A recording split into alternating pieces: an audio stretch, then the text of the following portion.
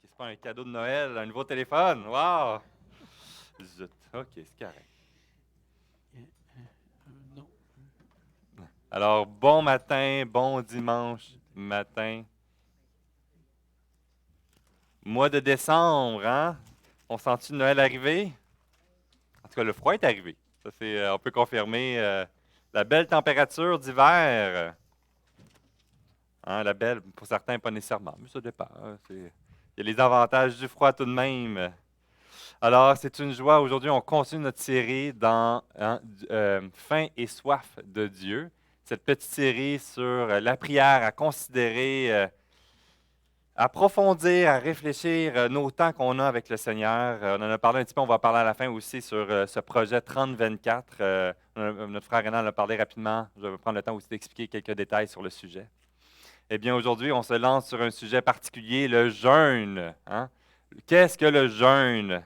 Vous savez, l'une des choses, quand je cherchais la considération comme travail, quoi faire comme travail plus tard, je considérais soit aller être formé pour apprendre plus sur Dieu, d'aller à Bethel, ou de m'enrôler dans l'armée. Alors, c'était comme deux options. On voit deux opposés, pas deux opposés nécessairement, mais c'était comme deux, ouais, il faut faire attention à ce que je dis, hein, je vais le voir, M. Jacques, là, comme deux vocations qui peuvent demander toute notre consécration, on ne veut pas. Et j'ai fait les cadets quand j'étais jeune, puis ça m'avait vraiment eu un impact positif dans ma vie. Ça m'avait vraiment stimulé. Cadet de l'air, c'était le meilleur corps de cadet dans ma conviction. On est d'accord avec ça? Amen, ça c'est bon. Et vous savez, l'une des choses qui m'intéressait, c'était la formation de survie. On apprenait à survivre dans la forêt avec presque rien. On nous envoyait dans une formation, je pense que c'était au Saguenay, je ne suis pas sûr. Je pense qu'ils nous envoyaient à Bagotville, puis ils nous envoyaient à une autre place, mais ça fait longtemps de ça. Et je me rappelle, c'était la première formation. On partait un petit groupe, 3 jours dans la forêt, et on n'avait pas de nourriture, et c'était trouve de quoi te nourrir. Trouve de quoi pour te réfugier. Voici 3 allumettes. Si tu n'en as plus, tu coules ta formation. Alors, c'était vraiment très stimulant et on a eu faim. Ça a été l'une des expériences qu'à un moment donné, à trouver des petites baies puis réussir à se nourrir doucement pas vite. Faire des collets, puis tu réalises que c'est pas parce que tu as un collet qu'ils vont sauter dans ton collet. Hein. Il y a comme un or en arrière pour attraper du gibier. Mais bon, il y a l'idée théorique, mais il y avait la réalité de sentir cette faim-là qui était présente et à quel point la soupe était délicieuse. Hein. Après ça, tu réalises que tu n'as pas besoin d'un grand festin pour te remplir et juste une simple soupe avec des biscuits soda, là, c'était l'incroyable festin. À la réalité du jeûne, on peut avoir différentes interprétations sur ce que c'est. On le voit dans l'aspect thérapeutique. Il y a l'aspect, des fois même, pour discerner des allergies ou des réactions, des intolérances, d'arrêter l'alimentation et de redémarrer progressivement. On voit le jeûne aussi comme l'idée pour une manifestation. Hein, vous savez, dans l'histoire, plusieurs ont fait des grèves de la faim pour manifester pour une cause particulière. Quand on parle de modèles de personnes qui ont jeûné pour une situation politique, est-ce que vous avez un nom en tête? Gandhi, hein, c'est comme le premier qui passe tout de suite. On passe tout de suite à Gandhi. Et puis, c'est intéressant, je lisais là-dessus sur le sujet. Puis, il y a 18 jeûnes reconnus entre 4 jours et 21 jours de jeûne qu'il a pratiqué pour des raisons, pour différentes raisons, mais ultimement politiques avec cette domination de l'Empire britannique. Il y a le jeûne le plus long. Vous savez, quand on est dans la survie, on apprend que tu as besoin de nourriture, tu as besoin d'eau et tu as besoin de conserver ta température de ton corps. Et essaie de nourrir parce que ton corps, mettons en survie, plus de 30 jours, tu as des fortes chances de mourir. Alors, il y a cette réflexion-là de l'alimentation. Mais vous savez, la personne qui a jeûné le plus longtemps, c'était combien de temps? Plus d'1 an. Plus d'1 an. Dans les années 1900, là, je vais massacrer l'année, 50, 70, il y a eu des études sur le sujet. C'était quelqu'un qui était fort corpulent et il a jeûné pendant plus d'1 an. Tu dis, mais voyons, 30 jours à plus d'1 an, y a-tu falsifié un peu les chiffres, là? Quand on découvre des gens qui disent qu'ils ont 1200 ans aujourd'hui, mais finalement, on n'a aucune preuve pour le prouver. Mais ici, vraiment, c'est intéressant, il a bel et bien jeûné pendant plus d'1 an. Il était fort corpulent, puis il a voulu réduire sa masse, son poids.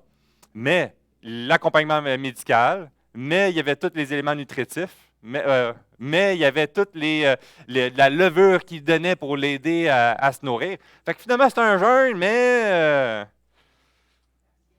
on s'entend, là. On voit l'utilité de la graisse. Oui, c'est ça, certainement. Puis toute l'équipe médicale qui suivait son état de santé. Alors, n'essayez pas de battre ce record. Hein? On commence tout de suite par cette introduction-là. N'essayez pas de battre 1 an. Je pense que je pars avec 2 prises déjà sur les réserves que j'ai. Mais vous savez, la réalité du jeûne intrigue beaucoup. C'est un sujet qui est passionnant et que lorsqu'on parle au niveau de la pertinence, on a plein de sujets, plein de littérature. Et on découvre que finalement, la réalité du jeûne est biblique. Dans les Écritures, on le retrouve à travers plein d'exemples et d'instructions sur le sujet. On va aller voir ensemble, survoler dans les Écritures, la place du jeûne dans ma relation avec Dieu. Et j'aimais, tu sais, ça fait bien, hein? Le thème, c'était faim et soif. Bien, faim aussi à travers le jeûne, à travers ce cri du cœur. On va voir dans Ésaïe, chapitre 58. On va survoler puis on va s'élargir un peu pour saisir la réalité, le sens du jeûne. Et le danger toujours, c'est que des fois, on trouve tellement d'informations, tellement de détails sur le jeûne, puis que finalement, on va jusqu'à où que c'est vraiment ancré sur la parole de Dieu, ou d'autres sur des expériences, sur des compréhensions, sur d'autres choses externes. Alors, on va naviguer ensemble avec humilité sur ce sens, sur cette importance, sur la réalité du jeûne dans la vie du croyant. On commence dans Ésaïe, chapitre 58. Et on découvre dans la première section ce qu'Ésaïe parle au nom de Dieu concernant le jeûne. Dans les premiers versets, on voit ici: « Crie à plein gosier, ne te retiens pas, élève ta voix comme une trompette et annonce à mon peuple ses iniquités, à la maison de Jacob ses péchés. Tous les jours, ils me cherchent, ils veulent connaître mes voies, comme une nation qui aurait pratiqué la justice. Il n'aurait pas abandonné la loi de son Dieu. Il me demande des arrêts de justice. Il désire l'approche de Dieu. Que nous sert de jeûner si tu ne le vois pas? De mortifier notre âme si tu as point d'égard. Voici le jour de notre jeûne. Vous vous livrez à vos penchants et vous traitez durement tous vos mercenaires. Voici, vous jeûnez pour disputer et vous quereller. Vous frappez méchamment du poing, vous ne jeûnez pas comme le veut ce jour, pour que votre voix soit entendue en haut. Est-ce là le jeûne auquel je prends plaisir? Un jour où l'homme humilie son âme, courber la tête comme un jonc et se coucher sur le sac et la cendre? Est-ce là que tu appelles un jeûne? Un jour agréable à l'Éternel? » Et je trouve on le voit, le reproche sévère ici. Des gens sont en train de jeûner, de crier après Dieu, de se recueillir, et Dieu ne trouve pas agréable. Non seulement ça, il les reprend. Il existe donc une possibilité de venir dans la présence de Dieu et de jeûner dans le cendre et le sac, et que Dieu ne prend pas plaisir. Et ça, c'est intéressant. Il existe bel et bien un jeûne dans lequel que Dieu ne prend point plaisir à travers. Et c'est intéressant que quand tu regardes même la compréhension de la place du jeûne, c'est un sujet, je trouve, qu'en Amérique du Nord n'est pas beaucoup discuté de façon générale. Je ne suis pas en train de dire qu'on n'en discute pas, mais de façon générale, on en discute moins. Plus on constate et on étudie la place de la vie de prière dans les enfants de Dieu, on le voit qu'il y a une forme de relâchement avec les générations qui se transfèrent d'une génération à l'autre. La place du jeûne diminue de façon exponentielle. La place de la centralité de venir crier à Dieu disparaît, va diminuer avec le temps. Et c'est intéressant, ils ont fait un sondage une quinzaine d'années pour voir un peu quelles sont les réflexions sur la place de la prière et du jeûne. Et 3 mauvaises compréhensions sont sorties chez les jeunes adultes. Pourquoi je prierais si Dieu ne répond pas à ma prière? Pourquoi jeûner si ultimement, à travers ce cri vers lui, rien ne se passe et rien ne se produit. Est-il vraiment préoccupé des enfants de Dieu? Le deuxième point qu'il apportait dans cette réflexion, dans ce sondage, c'est qu'il est complètement indifférent de moi, de ce que je vis. Alors pourquoi venir à lui s'il se fiche de ce que je vis? Et le troisième, je ne vois rien autour de moi, alors peut-être que Dieu n'existe pas. Et c'est ce qu'on voit de plus en plus avec le temps, cette remise en question et de les générations, de la remise en question de l'existence même de Dieu. Pourquoi? Parce que je ne le vois pas répondre à mes prières à moi, et aussi, je ne le vois pas répondre aux prières de mes parents. Je ne vois pas mes parents et le modèle de ce qu'ils ont vu dans le foyer le reproduisent dans leur propre vie, dans leur compréhension, de dire peut-être que ce n'est pas si important. De d'autre côté, lorsqu'on sort dans d'autres cultures, dans d'autres régions, le jeûne est la solution miracle qui va répondre à tous les besoins, à toutes les problématiques que tu as. Passe par le jeûne et Dieu va te libérer automatiquement. Si tu avais le jeûne dans ta vie, eh bien, tu n'aurais pas de maladie, tu n'aurais pas d'oppression, tu réussirais, tu prospérerais tout le temps. Il n'y aurait rien parce que tu viendrais jeûner auprès de Dieu. Et ça, c'est intéressant. On va le voir dans l'un des éléments ici, le danger de surélever à l'extrême la réalité du jeûne biblique ici. On le voit dans la réalité d'Ésaïe, chapitre 58, dans la première section, dans l'une des reprises. Ça, je prends de l'avance. Il y a le contexte dans lequel que le peuple d'Israël se retrouve. Dans le contexte présent, le jeûne était vu comme une situation, lorsque dans un état critique, je vais venir passer par le jeûne et crier à lui. Crier mon cœur et m'humilier. Et Dieu va me libérer automatiquement. Il y a une incompréhension qui se produisait lorsqu'il n'y avait pas de réponse. Et ici, on voit Dieu reprendre justement, tu penses que je vais venir répondre, mais je ne réponds pas. Et tu vas te poser des questions, mais pourquoi tu ne prends pas plaisir à mes prières? Pourquoi tu ne prends pas plaisir à mon jeûne? Je ne comprends pas, je fais tout. J'ai passé par l'humiliation de la cendre et du sac. Et la réponse de Dieu ne se fait pas.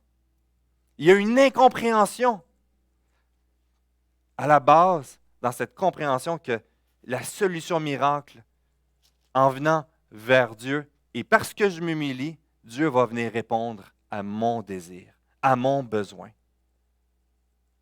Intéressant, donc dans ce premier élément, la souffrance dans laquelle que je passe par le jeûne n'est pas une garantie que Dieu va se soumettre à ma volonté. L'Église, on a vu dans l'Église primitive, ça a progressé progressivement, plus le temps avançait, puis l'idée de se faire souffrir, et plus je souffre, plus que je me rapproche de Dieu, plus j'ai les faveurs de Dieu. Et ce n'est pas parce que je vais passer par une souffrance d'abstinence de nourriture, ici, que Dieu va prendre plaisir parce que je souffre à répondre nécessairement. Au-delà de la souffrance de s'abstenir de manger, ce n'est pas sur ça que Dieu prend plaisir.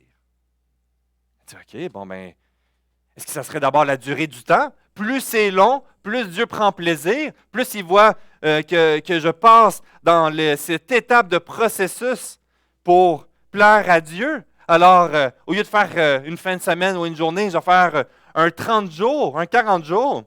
Et vous savez, les modèles de 40 jours, le Seigneur Jésus qui est venu, qui a gêné dans le désert, et on a un modèle d'une personne qui voulait faire le 40 jours comme Jésus pour être à son image dans sa vie de piété. Vous savez qu'est-ce qui est arrivé après le 40 jours? Il est mort. Réellement décédé. Je ne suis pas en train de dire que si vous jeûnez 40 jours, vous allez mourir automatiquement, mais on voit qu'il y a des mises en garde au niveau de la santé, de chercher le plus longue durée possible. La durée n'est pas un signe de piété. La durée ne veut pas dire plus je vais loin, plus Dieu va se soumettre à mes désirs et ma volonté. On voit, c'est intéressant dans les Écritures, qu'il y a plusieurs durées. Il n'y a pas juste, le jeûne n'est pas attribué à un moment exact, à un temps précis. On le voit dans Néhémie chapitre 9, qui était relié dans un événement. On le voit, le psaume 109, ici, que le roi David, mes genoux sont affaiblis par le jeûne et mon corps est épuisé de maigreur. Il ne dit pas combien de temps, mais il dit que c'était long et que son corps en souffrait profondément. On le voit que des fois, c'est dans une journée, dans un moment, dans une période. Les laps de temps dans les Écritures ne sont pas des points de balise pour dire voici le temps minimal de souffrance dans la durée.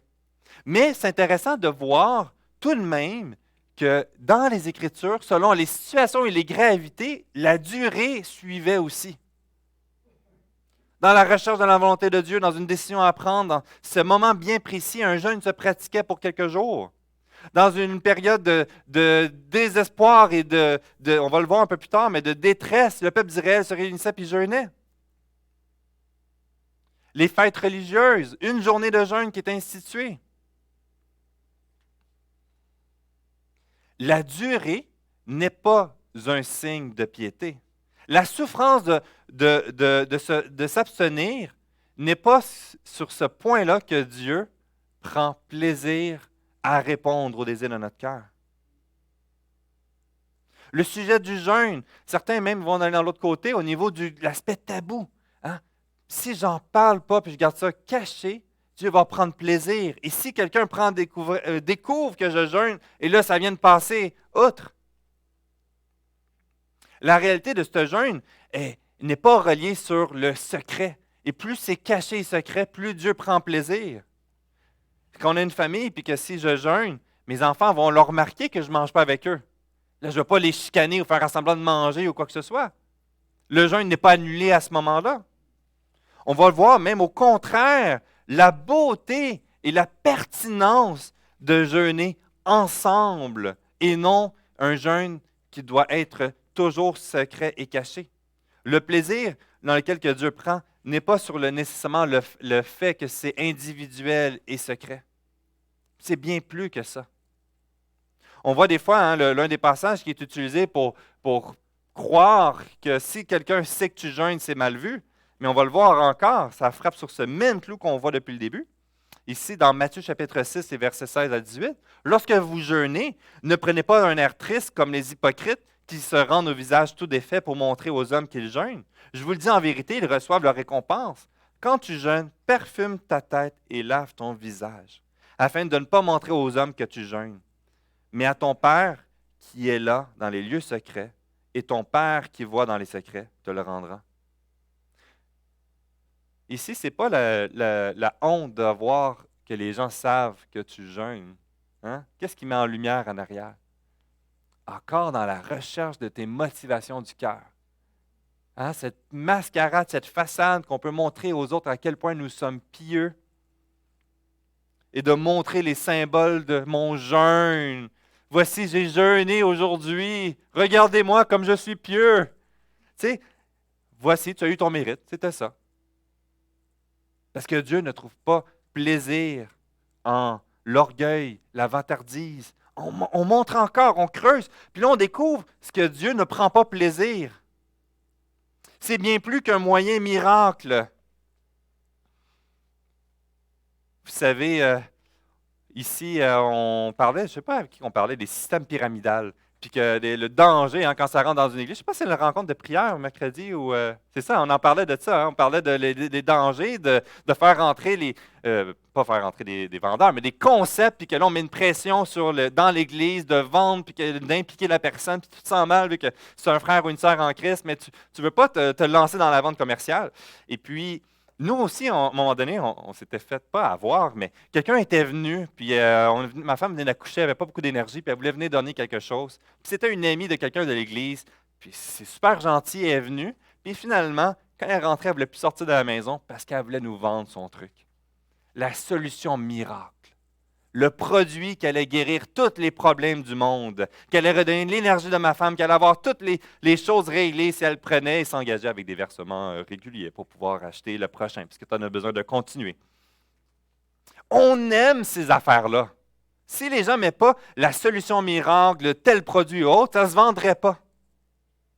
Et le danger, c'est de percevoir le jeûne comme « Ah, mais je veux venir Dieu, alors c'est la bonne chose. » Et parce que je jeûne, je vais avoir toute cette protection automatique. Je vais avoir cette garantie de libération à assurer. Je vais avoir cette garantie que Dieu prend plaisir et va répondre à mes besoins de mon cœur et de ce que je vis, de ce que je suis convaincu de ce que j'ai besoin. Et je vais jeûner, donc Dieu va répondre.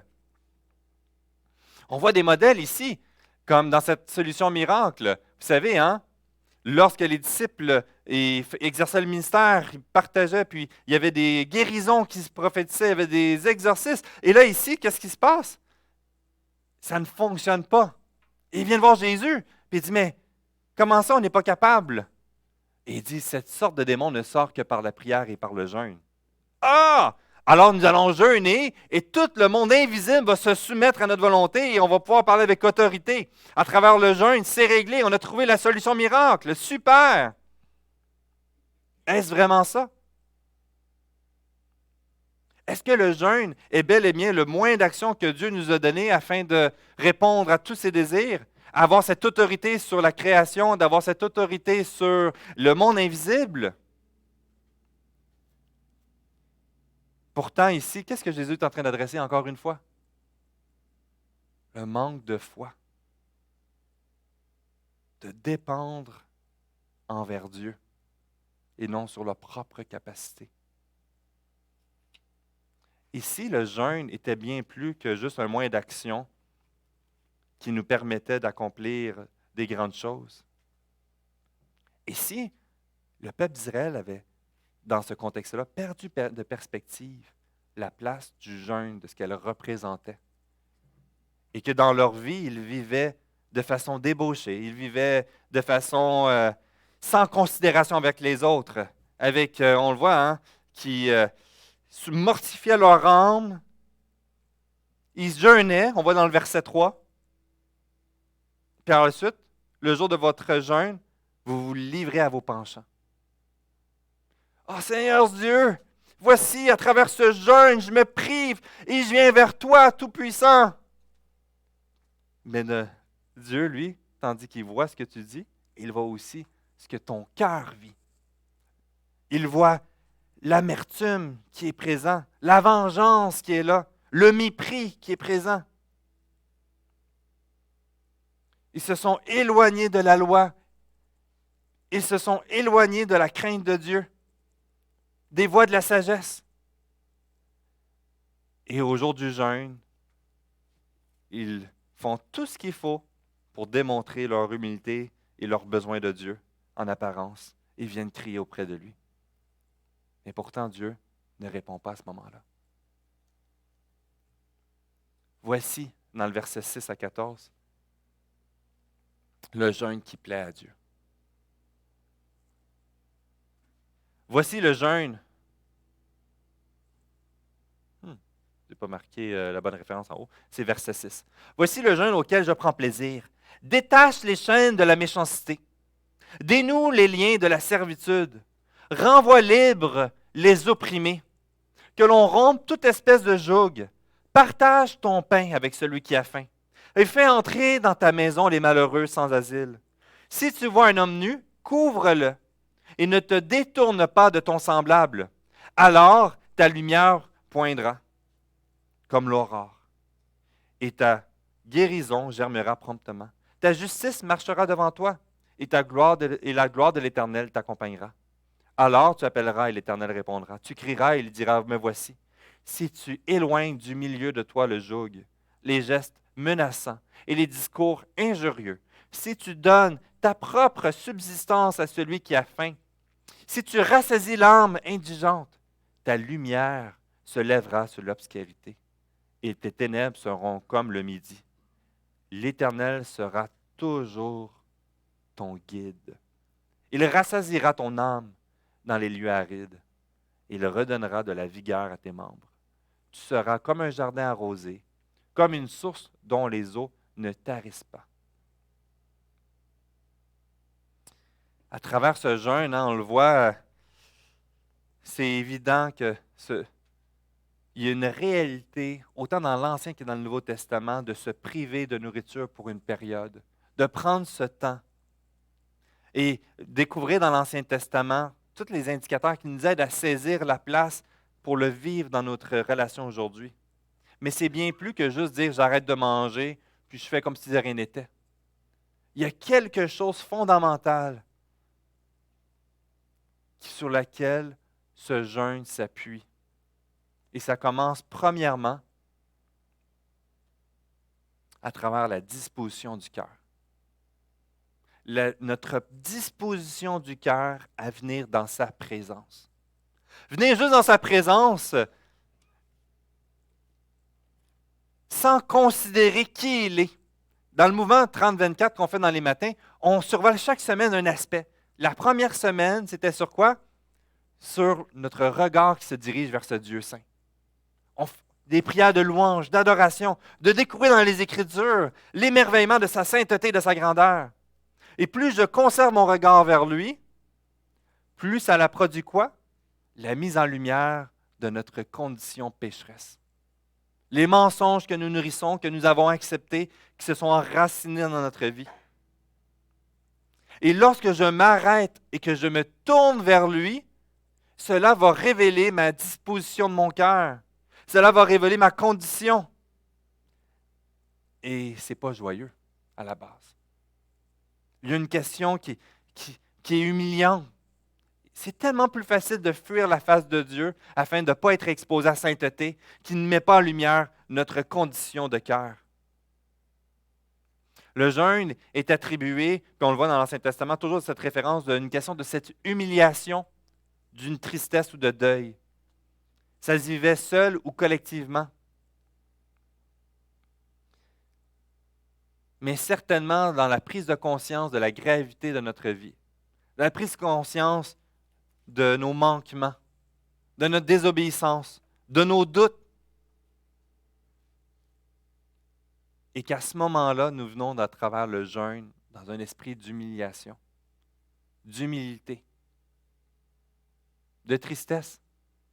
Parce que je me tourne vers ce Dieu saint, puis je vois encore la quantité de doutes, de manquements, de désobéissance. Il y a de la joie, mais premièrement, la joie vient lorsque je comprends la gravité du contexte que je me retrouve et par la suite l'accès à ce Dieu saint qui va venir m'accueillir. On le voit ici, par exemple, dans Néhémie 9.1, le 24e jour du même mois, les enfants d'Israël s'assemblèrent revêtus de sacs et couverts de poussière pour la célébration d'un jeûne. Il y a plusieurs indications dans les Écritures qui nous montrent ces jeûnes. Et toujours avec ces indicateurs, avec la disposition du cœur, d'humiliation, d'une tristesse, d'une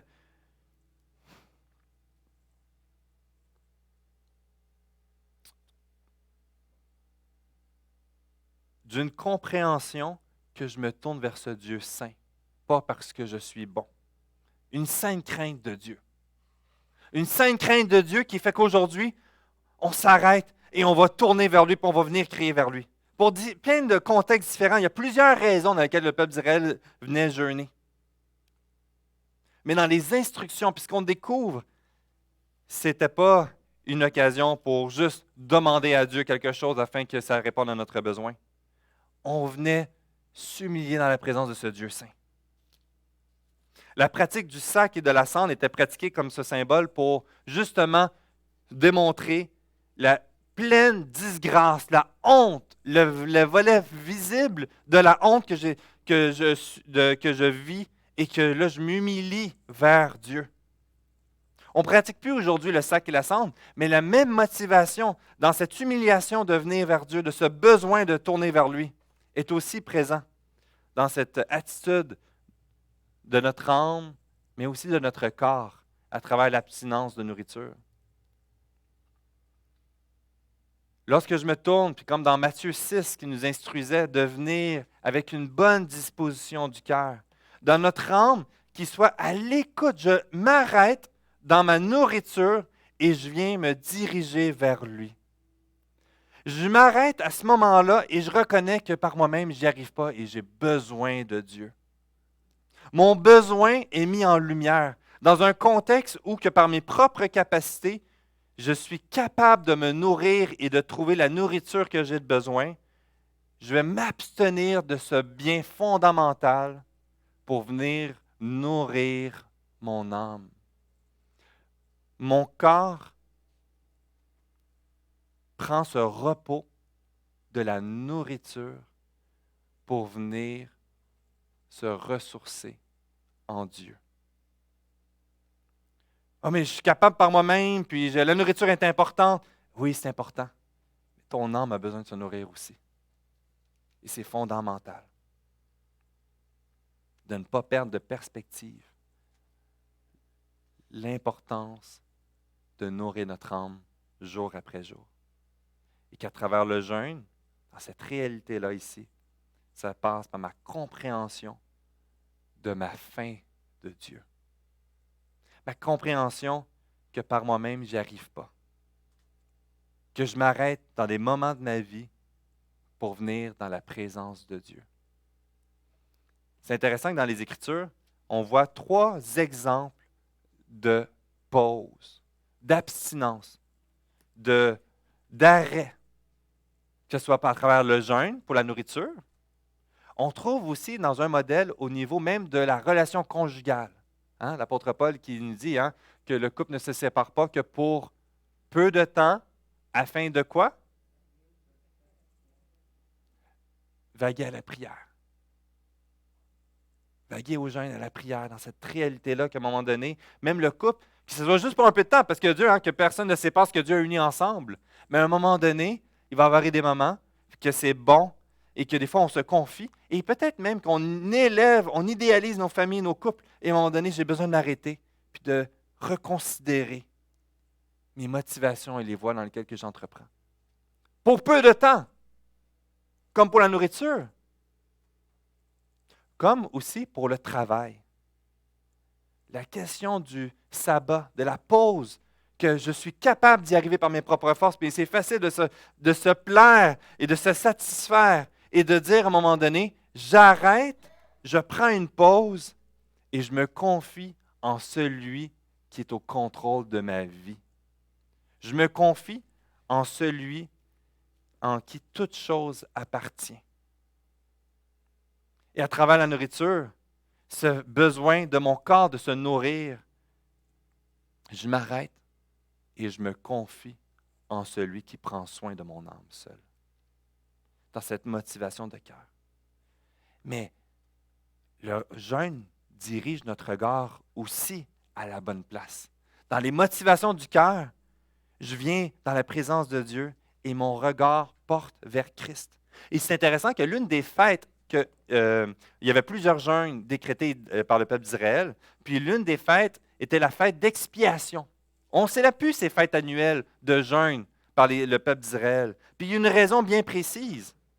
Par exemple, la fête annuelle, le jeûne annuel, la fête d'expiation, était dans l'attente, dans la mise en lumière de ce besoin d'une libération de notre nature pécheresse qui produit du péché, et par ce péché, nous sommes sous la colère de Dieu. Et annuellement, cette fête d'expiation était pratiquée avec le jeûne annuel qui était décrété afin de pouvoir avoir cet expié, les sacrifices qui en découlent, tout cet regard en l'attente qu'un jour, nous serons libérés. Un jour, nous aurons ce sacrifice parfait qui va s'accomplir. Et quelle joie de savoir qu'en Christ, notre expiation parfaite a été accomplie. Christ aussi a souffert, et une fois pour toutes, pour les péchés. Lui, le juste, il a souffert pour des injustes afin de vous conduire à Dieu. Il a souffert une mort humaine, mais il a été rendu à la vie par l'Esprit. Il est le sacrifice expiatoire. Il est le sacrifice parfait. Et nous ne pratiquons plus ces fêtes d'expiation, mais à chaque mois, nous célébrons cette expiation parfaite. À travers quoi? Le repas du Seigneur. À travers le repas du Seigneur, nous célébrons l'œuvre de Christ qui a expié nos péchés et nous conservons notre regard vers où? Le retour de Christ qui s'en vient. De là, la mise en garde, c'est intéressant. Autant dans la mise en garde du jeûne dans Ésaïe 58, nous le retrouvons aussi dans 1 Corinthiens sur la mise en garde de prendre le repas du Seigneur avec des mauvais motifs, dans des relations brisées, avec la colère dans notre cœur, parce qu'on n'a pas réglé des choses, avec l'amertume qui gonfle, mais je pratique le repas du Seigneur, puis il ne prend pas plaisir. Mets ça de côté et règle les choses. Suis mes préceptes. Meurs à toi-même. Dépends de moi. Nos regards, au lieu d'être redirigés vers nos nombrils et ce que nos cœurs désirent, à travers le jeûne, je redirige mon regard. Et tant que dans l'Ancien Testament, nous voyons que le regard était redirigé vers l'expiation à venir de Christ, il ne savait pas si c'était Christ, mais vers le Messie, notre regard regarde en arrière et contemple l'expiation parfaite accomplie à la croix. On trouve ici une liste à travers le jeûne d'indicateurs regroupés en quelque sorte. Ce n'est pas parfait, là, mais j'ai ressorti quelques modèles. Qu'à travers le jeûne, mon regard est dirigé vers l'œuvre de Christ accomplie à la croix pour ma vie. À travers ce jeûne expiatoire, Christ, lui seul, est mort une fois pour mes péchés. Un jeûne de libération. On le voit, hein, vous savez, il y avait des jeûnes annuels qui étaient décrétés, 4 puis le 5e avec Esther, que le peuple d'Israël pratiquait annuellement. Et nous avons notre secours en Christ. Il est notre salut. Je sais que j'ai l'assurance de mon salut et que mon âme ne sera jamais retranchée. Et lorsque je suis dans des moments de détresse, je peux venir m'arrêter et dépendre de lui et lui faire confiance, y remettre ma vie entre ses mains. À travers le jeûne d'intercession, à travers l'importance et la place que je sais que je peux venir dans la présence de ce Dieu saint par l'œuvre de Christ. Pas parce que je souffre, pas parce que je me force à faire un jeûne dans ma vie, mais parce que j'ai accès à ce Dieu saint par l'œuvre de Christ seul. Et je peux intercéder, je peux venir crier à lui, je peux venir lui déverser tous mes soucis, je peux venir lui partager mes préoccupations, je peux venir préoccuper le lourd fardeau qui est sur mon poids, je peux venir intercéder auprès de d'autres personnes et passer à travers ce temps dans la prière et le jeûne pour m'arrêter et venir crier à lui. Wow!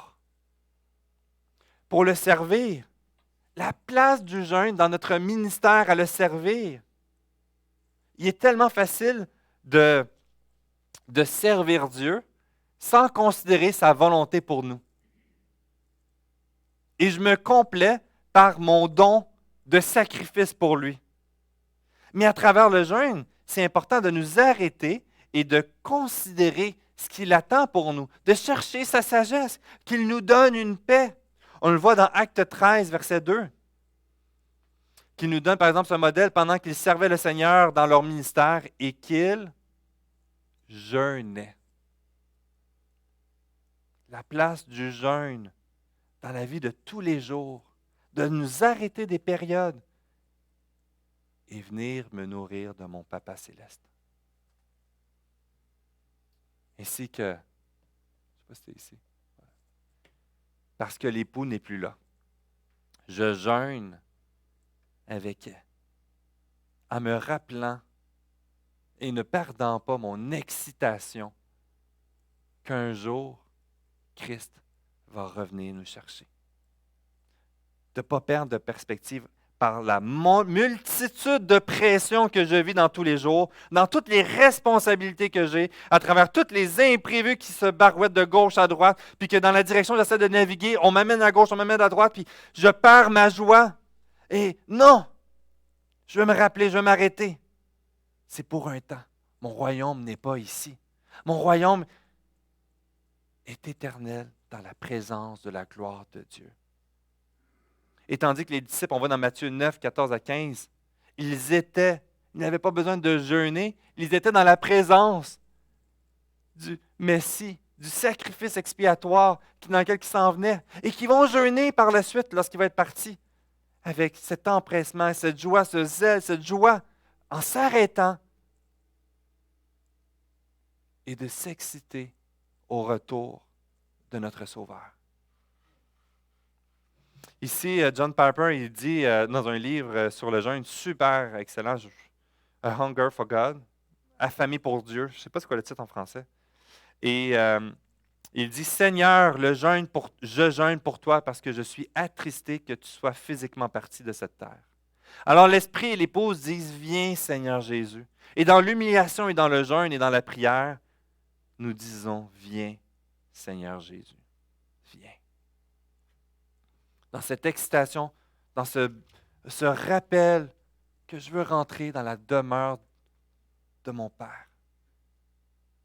Le danger dans la vie de tous les jours de juste se mettre sur le bouton Cruise Control et je navigue et je perds de perspective la place et la centralité de la volonté de Dieu du Père pour ma vie. De perdre, comme dans Isaïe 58, de perdre ses voies et de considérer nos propres voies comme étant automatiquement la volonté de Dieu. Les chemins souffrants ne sont pas nécessairement mauvais. Dieu a dit, vous voulez me suivre, vous allez passer par la souffrance. C'est inévitable.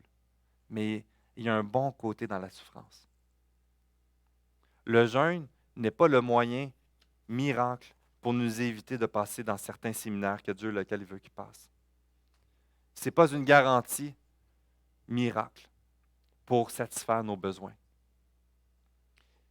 Mais à travers cette disposition du jeûne, notre disposition du cœur, dans la recherche des voies de Dieu, nous rentrons avec humilité à sonder ses voies à lui pour notre propre vie. Ça va transformer notre vie de prière. Ça va transformer nos temps avec lui en se laissant transformer par lui, qui va nous éclairer. Et des fois, il y a quelque chose que je cramponne, puis c'est ça que je désire, je suis convaincu, puis Seigneur Dieu, donne-moi cette victoire, pourquoi tu permets cette situation-là? Et là, je m'arrête. Seigneur, instruis-moi. Dirige-moi. Et à travers le jeûne, je viens à l'écoute de Dieu. Je viens sonder ses voies. Et à quel point il est bon pour nous de nous laisser diriger par lui et non de tenter de diriger Dieu dans notre propre chemin. C'est tellement de la folie. De le vivre ensemble,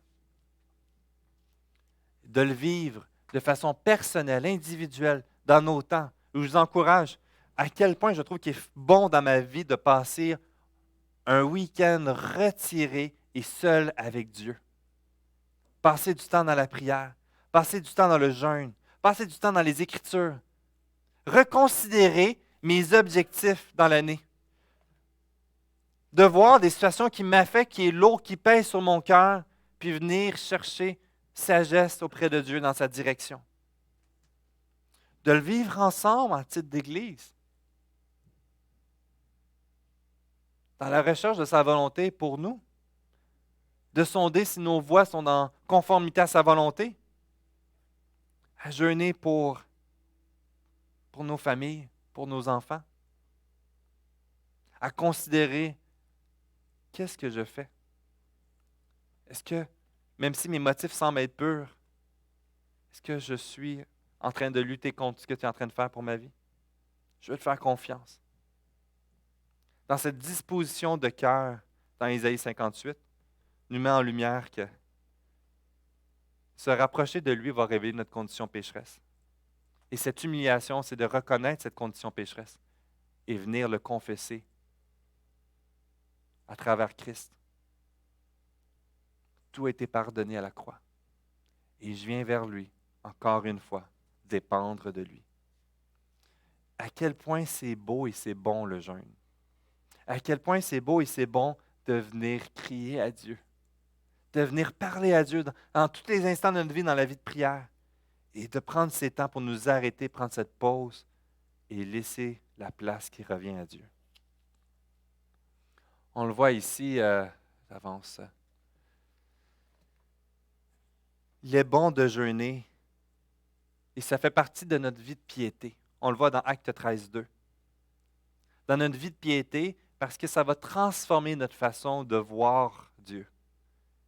en conservant notre regard vers lui. Ça va transformer l'urgence de lutter avec le péché et les racines du mensonge dans nos vies. Le jeûne est une démonstration de notre besoin aussi. Mon corps physique a besoin pour survivre de manger. Mais mon âme a aussi extrêmement faim. Il a besoin de se nourrir de la présence de Dieu, de chercher ses voies. Le jeûne est donc cette démonstration de notre foi et de notre besoin de dépendre de Dieu et de crier à Dieu.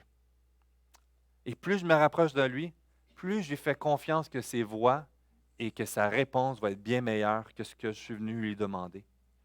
Et dans ma prière, donc, il dit, viens déverser tes besoins. Et dans cette démonstration, je lui montre et je reconnais, plus que je crie à lui, plus je te fais confiance et que ta réponse va être bonne. Et peut-être tu vas dire oui, peut-être tu vas dire attends, mais peut-être aussi tu vas dire quoi? Non.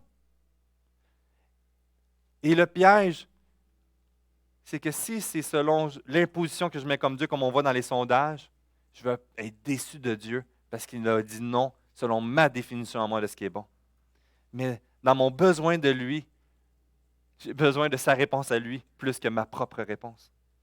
Et ultimement, à travers toute cette question d'humilité qu'on voit dans Ésaïe 58, dans notre disposition du cœur, c'est bon de nous arrêter. Des fois, on vit des tournades dans l'intérieur, là, ça nous met tout en envers. On perd notre joie de prier, on perd notre joie d'être à l'Église, on perd notre joie. Et j'ai besoin de revenir et m'humilier. J'ai besoin de toi, Dieu. Fais ce ménage que toi seul peux faire. C'est pour ça que, comme on en a parlé, c'est un défi dans le mois de décembre. J'ai 1000 choses à faire en décembre. Et quelle belle occasion de commencer par prendre du temps avec Dieu. On en a parlé, 30 minutes par jour pendant 24 jours. On est rendu au milieu lundi. On commence l'autre moitié, les 12 autres jours, du 12 décembre jusqu'au 17 décembre pour la semaine 3. Le groupe Facebook, il sert à transmettre des informations. On envoie chaque jour un passage pour méditation, des fois une petite phrase pour nous amener à réfléchir, à prier. Et si tu peux te connecter de 8h30 à 9h, connecte-toi, je te l'invite. On est quelques-uns, on est 8-12, on a ce temps ensemble et on vient dans la présence de notre Papa Céleste. Tu ne peux pas t'y occuper, pas de problème. Si tu peux te connecter sur la page Facebook pour suivre les informations que nous prions sur les sujets, mais sinon, consacre un 30 minutes de ta journée. Consacre un 30 minutes le soir avant de te coucher, seul, en couple, en famille, avec les enfants même, et de venir goûter de la présence de Dieu dans notre vie. La semaine qui s'en vient, on a vu la semaine dernière la joie de s'abandonner à lui, c'est ce qu'on vient de terminer, dans les prières de confession. Et là, on embarque dans la joie de crier à lui, les prières d'intercession. On va venir se confier à lui, intercéder, exposer des choses qui pèsent sur nos cœurs, et on va laisser lui nous diriger. Je vais inviter l'équipe de louanges dans ce dernier chant. Que nous nous laissions émerveiller, nourrir notre âme dans un esprit d'humilité, de besoin. Notre âme a faim. Venons en courir vers la source de vie.